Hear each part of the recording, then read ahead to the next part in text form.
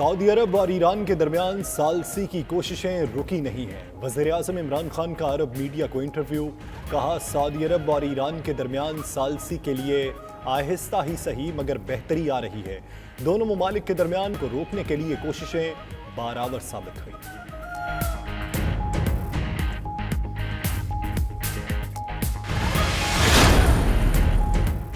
کراچی والوں کو درپیش ایک اور امتحان، جمعہ اور ہفتے کو پھر تو بارشوں کا امکان۔ بارش کے پانی کا نکاس ہونا سندھ حکومت کے لیے بڑا امتحان۔ محکمہ موسمیات نے کراچی کے علاوہ حیدرآباد میں بھی خدشہ ظاہر کر دیا۔ کراچی والوں کی ہوئی سنوائی، وزیر اعظم کی ہدایت پر شروع صفائی۔ این ڈی ایم اے کی زیر نگرانی کلین کراچی مہم کا آغاز۔ ایف ڈبلیو او نے گجرنالہ سمیت ضلع وسطی میں 5 مقامات پر صفائی شروع کر دی۔ 100 سے زائد ڈمپرز اور ہیوی مشینری کا استعمال، کچرا اٹھا کر لینڈ فل سائٹ منتقل کیا جانے لگا۔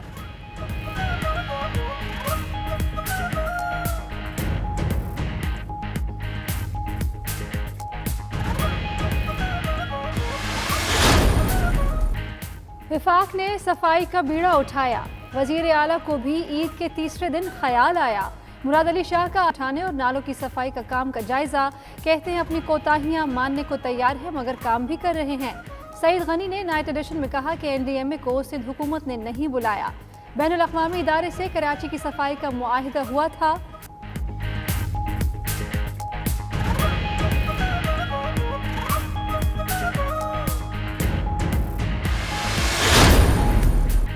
کشمیریوں سے اظہار یکجہتی کے لیے وفاقی وزراء کی کنٹرول لائن پر آمد۔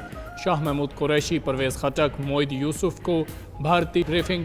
وزیر خارجہ کا کہنا ہے بھارت کے 5 اگست کے اقدام کو تمام کشمیری مسترد کر چکے۔ شاہ محمود قریشی کی وزیر اعظم آزاد کشمیر فاروق حیدر سے بھی ملاقات۔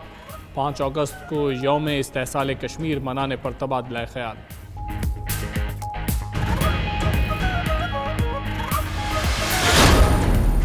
ان دنوں میں جو مارکیٹ میں جو تھوڑی سی جو ایک ڈسٹورشن سی آئی ہے، اس کی بنیادی وجہ یہ ہے کہ حکومت سندھ اپنے حصے کی جو گندم ہے وہ ریلیز نہیں کر رہا، جس کی وجہ سے پرائسز وہاں پہ سندھ میں بھی سب سے زیادہ ہیں۔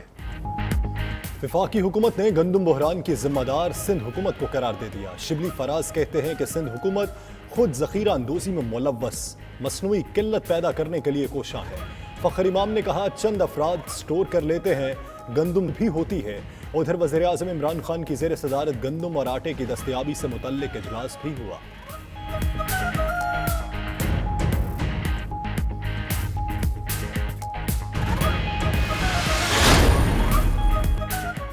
وفاق اور پنجاب کی حکومتیں اپنی چھپانے کے لیے سندھ پر الزام لگا رہی ہیں۔ وزیر اطلاع سندھ ناصر حسین شاہ کا کہنا ہے اب بھی سندھ سے گندم دیگر صوبوں کی طرف جا رہی ہے، پنجاب حکومت ذخیرہ اندوزوں کے خلاف کارروائی کیوں نہیں کر رہی؟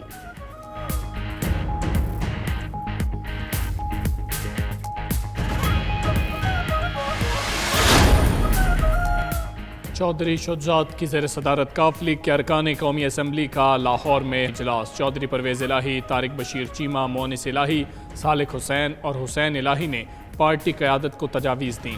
چودھری شجاعت کا پارٹی کے اراکین پنجاب اسمبلی کا بھی اجلاس بلانے کا فیصلہ۔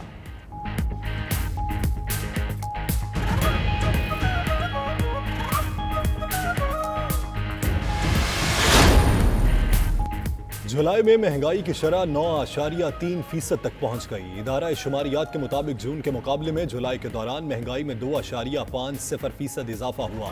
جولائی میں ٹماٹر 179%، پیٹرول 27% مہنگا، سبزیاں 23.8%، انڈے 10.8%، مسالے 7.5% مہنگے، گندم کی قیمت 7.4% اور گوشت کی 3.9% بڑھ گئی۔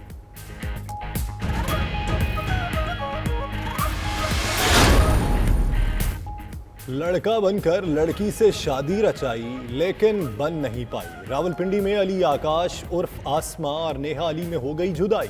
نیہا کے والد نے شادی کے خلاف ہائی کورٹ میں اپیل دائر کر رکھی تھی۔ عدالت نے پولیس کو علی آکاش عرف آسما بی بی کا میڈیکل کرانے کے لیے پابند کیا تھا، لیکن وہ اپنے گھر موجود ہی نہیں۔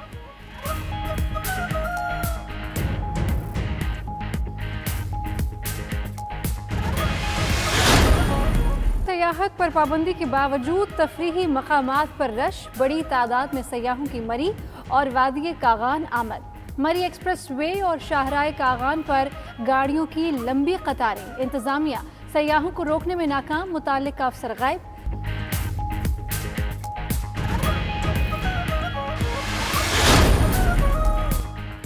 लाहौर में दिन भर की गर्मी और हब्स के बाद तेज़ हवा के साथ बारिश, मौसम खुशगवार। शहर के मुख्तलिफ इलाकों में बादल खुलकर बरसे। शक्करगढ़, कामोकी और कलर सैयदा में भी मूसलाधार बारिश। कोटली, आज़ाद कश्मीर के कई इलाकों में बारिश।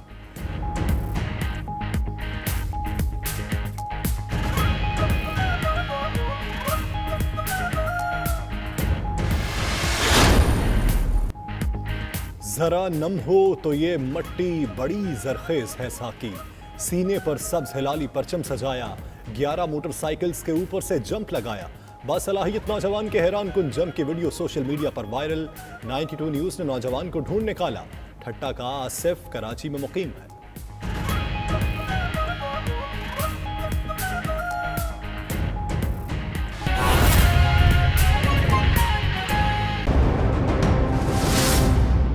हमारे लिए एक ऐसा सिचुएशन उसने क्रिएट कर दी है जिससे कि न सिर्फ सिंध के अवाम को नुकसान हो रहा है, महंगा आटा खरीद रहे हैं वो, और वो उस गंदम को रिलीज नहीं कर रहे जो कि उनको रिलीज करनी चाहिए। क्योंकि बुनियादी तौर पे आइडियल तो यही होगा कि सूबों में कम फर्क हो कि स्मगलिंग या ऊपर से नीचे या नीचे से ऊपर गंदम की तरसील को रोका जाए, कि हर सूबा अपनी जो उसकी जो एक स्टैंडर्ड रिक्वायरमेंट होता है वो पूरी हो सके। तो इस सिलसिले में फखर इमाम साहब जो कि फूड सिक्योरिटी मिनिस्ट्री को हेड करते हैं, तो वो आपको तफसीलन बताएंगे कि जो इशू है वो क्या है। जी मिस्टर साहब। आपका जनाब बहुत बहुत शुक्रिया। ऑनरेबल शिबली फराज साहब का, मेरे साथ सेक्रेटरी भी बैठे हैं जी उमर साहब। आपसे आज का हमारा मकसद ये था कि जैसे अभी शिबली साहब ने फरमाया कि हमारा जो खुराक है उसका जो मेन कंपोनेंट होता है वो गंदम का आटा, और पाकिस्तान दुनिया में 8वें नंबर पे है। गंदम की जो हम पैदावार प्रोडक्शन है हमारी इस साल 25.5 मिलियन टन थी, जिसमें से 19.4 मिलियन टन पंजाब की थी, तकरीबन 4 मिलियन टन सिंध की, केपी की 1.25 मिलियन टन और बलूचिस्तान की 1 मिलियन टन, जो कि पब्लिक सेक्टर। आपसे आज का हमारा मकसद ये था कि जैसे अभी शिबली साहब ने फरमाया कि हमारा जो खुराक है उसका जो मेन कंपोनेंट होता है वो गंदम का आटा, और पाकिस्तान दुनिया में 8वें नंबर पे है। गंदम की जो हम पैदावार प्रोडक्शन है हमारी इस साल 25.5 मिलियन टन थी, जिसमें से 19.4 मिलियन टन पंजाब की थी, तकरीबन 4 मिलियन टन सिंध की, केपी की 1.25 मिलियन टन और बलूचिस्तान की 1 मिलियन टन, जो कि पब्लिक सेक्टर ने इस दफा खरीदारी की, प्रोक्योरमेंट की, वो तकरीबन 6.6 मिलियन टन यानी कि 66 लाख टन। पंजाब ने 40 लाख टन की, सिंध ने 12.5 लाख टन की और 12 लाख टन पास्को ने की, 1 लाख टन बलूचिस्तान ने की। ये बन जाता है 66 लाख टन टोटल हमारा, जो हमारी पब्लिक सेक्टर की प्रोक्योरमेंट थी। पिछले साल 40 लाख टन की थी, उससे तकरीबन 26 लाख टन इस दफा ज्यादा की, इसलिए क्योंकि हमेशा हुकूमतों के पास, खासतौर हमारे जैसे मुल्क के पास, एक स्ट्रेटेजिक रिजर्व होना चाहिए।